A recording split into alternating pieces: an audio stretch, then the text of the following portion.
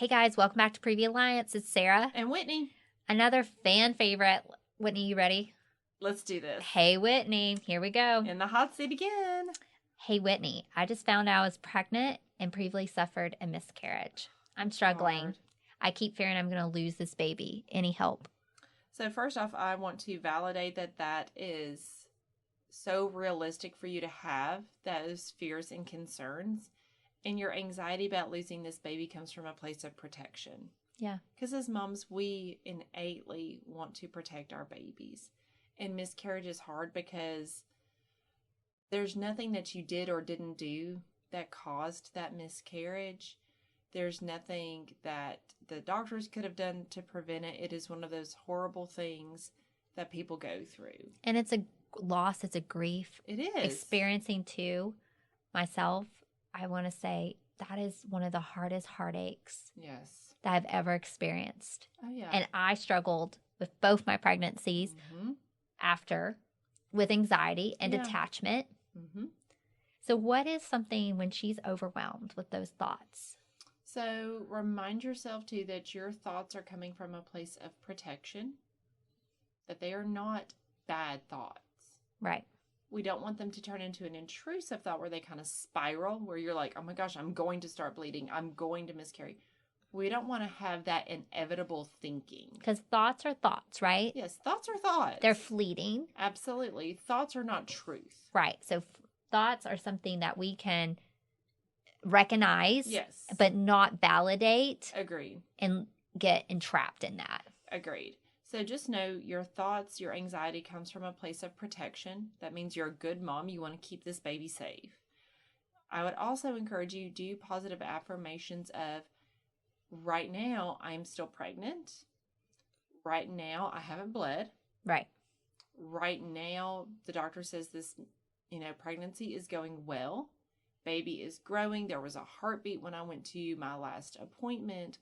All those kinds of things. And also, if your OB, midwife, whoever your healthcare provider is aware of that miscarriage, they may put you on some progesterone to lessen the likelihood of a miscarriage. I know that I went on progesterone with Will, and then I had such anxiety in between appointments. They let me come in more frequent, but I was honest. I said, I need this. Yeah. And as I got a home Doppler, which it made me feel better. It can make you be more anxious. Agreed. So that's something you have to decide. Yes. But I think reaching out to support. Yes. And saying, I'm struggling with this. And just trying to find the joy in that moment is what helped me. And as hard as this positive affirmation is, your body is your oldest ally. Yeah. Your body did not experience a miscarriage as a form of like vengefulness or malice. Unfortunately, miscarriages happen and we don't always know the why. Yeah. And that's the hard part, because if we knew the why, we could fix it. Right. And that's likely where this mom is coming from, is that she wants to be able to fix and prevent. Yeah. And miscarriage is extremely common, 1 in 3. Oh. If not more. Not more. Because sometimes you miscarry before you even know you're pregnant. Agreed. We talk about chemical pregnancies often, or hormonal pregnancies. Right. And then too, sometimes moms miscarry at home. Very hard.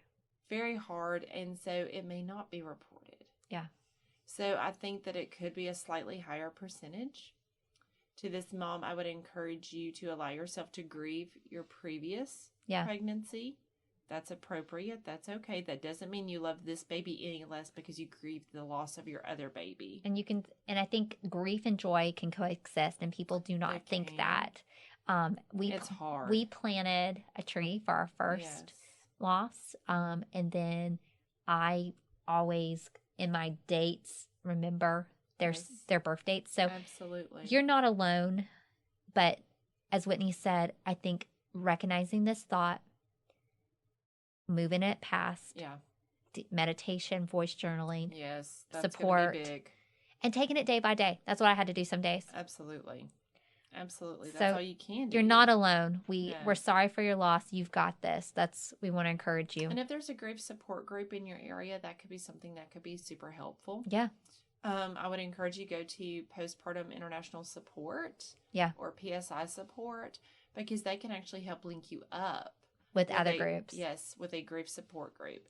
So even if there's not one in your area, there could be one in another area that's done virtually. Okay. And you could attend that way. Love that. So that might be an option. That way you don't feel alone, because you're not.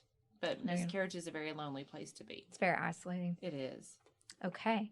Well, this is turning tables a little bit. Hey, Whitney, my mother has strong feelings how I should be taking care of my baby. Mm-hmm. And my mother-in-law has strong feelings that are the opposite. How do I navigate this one? Well, first off, I'm really sorry, because that is just... That's hard. That's a headache. Yeah, I would... That is just frustrating and annoying. Uh-huh. Because this is your baby. I was going to say, at the end of the day, you're the mom, you're the baby, but I do know if you're a first-time mom, it's hard because you get a lot of noise. Yeah, you do. A lot of opinions. So how can she kind of just know? I guess let's break it down. So first off, how does she politely handle this? So part of it is, do you agree with either your mom or your mother-in-law? Okay. Or is it like we have 3 different approaches? Your approach, your mom's approach, and your mother-in-law's approach. What if we'll say that she has her own approach. Okay. So with that, you just tell your mom, I really appreciate you trying to help, because we're going to give benefit of the doubt here that the intentions are good. Yeah. You say, I really appreciate your help. You know, you did such a good job raising me. And if you have siblings, you can include them in that. However, this is something that my pediatrician has recommended, especially if we're talking like feeding, nap schedules, things of that nature. How to dress your child. Yeah. So you can say, per the pediatrician, this is their recommendation. This is what they would prefer us do. Or you can say, you know, I've really researched heavily into this, and this is what I want to do. And sometimes it can come down to like a car seat safety thing. Yeah. So you have to say, I really understand that you want to turn my baby around forward facing, but that's not the safest thing for them at this age, height, weight, what have you. Say the same thing to your mother-in-law. Okay. You know, validate that they hopefully are coming from a place of good intentions, but either per the pediatrician's recommendation, which is a super easy way to kind of, you know, blame the professional here. Because honestly, are they going to see the ped? No, they're not. No. Now, there may be some where they come at you with opposite, we'll call it research for lack of better. Yes. And then I guess another thing is boundaries. Yeah. So with that, again, let's just say you do the whole, you validate them. You've tried the nice way. Yeah. Mm-hmm. You've tried to be diplomatic about it. And they keep on keeping on. Mm-hmm. And that's when you say, I hear you, but this is my baby, and this is how me and my significant other are choosing to do this. And just keep it at that. Yeah. And hold strong. Oh, yeah. Just like my mom with both my daughters really wanted to turn them around forward facing at 2, which that is the law. But both my children have bigger heads. They always have. And our pediatrician has said because of that, they really need to stay rear facing at least till they're 2.5. Yeah. I'm fine with that. Yeah. Because who's driving them 99% of the You. time? Me. And honestly, if you follow Safe in the Seat on Instagram, that's a great one. That's a wonderful resource. Lots of free tips and all the things on there. They will tell you all the time that, you know, kids can go crisscross applesauce in the back seat, that their legs are way more flexible than our legs. So long legs is not a reason to forward face. Yeah. My mom, love her so much, great help. She really wants to turn my 2-year-old forward facing. And I'm just like, nope, we haven't had our 2-year checkup yet with the doctor. But just like her older sister, we're probably going to rear face until 2.5. Yeah. So you just held that boundary. Oh, yeah. You recognize. Because it's a safety thing for us. And then even if it's not safety and it's just like, I don't want to do it. Yeah. I don't want to do what you're telling me to do. Absolutely. I think it's still fine to say, this is my child. Yeah. Thank you. Mm-hmm. And I think just holding strong. Oh, yeah. And I know it's hard in the postpartum period or even pregnancy period. You get all the hormones. Mm-hmm. But give them the benefit of the doubt. Yeah. Hold strong. Blame a professional if nothing else. Or at the end of the day, this is how I'm going to dress little Billy. Because I'm the mom and this is what I'm choosing. Or, you know, I want to keep my kids rear facing because I just want to keep them rear facing. Yeah.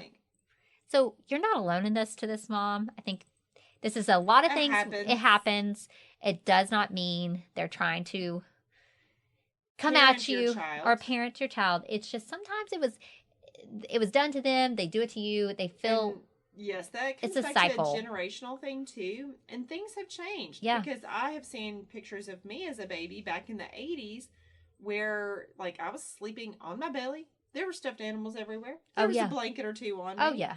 And I told my mom, I was like, you were trying to kill me of SIDS. Like, you want, that's what you were trying to do. Because when my oldest daughter came along, I was like, okay, like, nothing in the crib except for a passy. Yeah. And a Velcro swaddle and all this. And my mom's like, but what if they get cold? And I'm like, that's why you put on layers. Mm-hmm. That's why you do socks. That's why you do the little cuffs on the hands. And all that. And she's like, but it's January. And I'm like, and our heat works in the house. Like, it's a whole thing. It is a generational thing for sure. And so you have to know too, their information is what was best at that time. So they're coming from a point of, I did it and I did it. And you may hear, well, you survived, didn't you? Oh, that drives me up the wall. But now we know better, we do better. So hang on to that. Where we're at, we know better. We have resources. Yes. Blame it on the professional in the day. Yep. Oh, it's so easy, much easier to do it that way. All right, the next one. I feel like my friends without kids and I are drifting apart. Any advice here, Whitney? This one's I hate to say this hard. Is pretty common because now that you have a child, you're strapped to feeding and nap schedules. Yeah. And when your child gets older, most likely extracurriculars. Sports, Sports, dance, school functions, all the things. So unfortunately, your schedule is not as free as it used to be. So let's just call it for what it is. You're not sleeping the way you used to sleep. Oh, good heavens, no. You're not probably able to go out like you used to go out. Oh, no. And I think it even probably changes once you're trying to get pregnant. And then once you're pregnant, that kind of is where it may have started and you may not recognize that. Yeah. But once that baby comes, and I think too with motherhood, we call it a tribe a lot, right? Yes. And it's your friends with kids have lived it in trenches with you. Yep.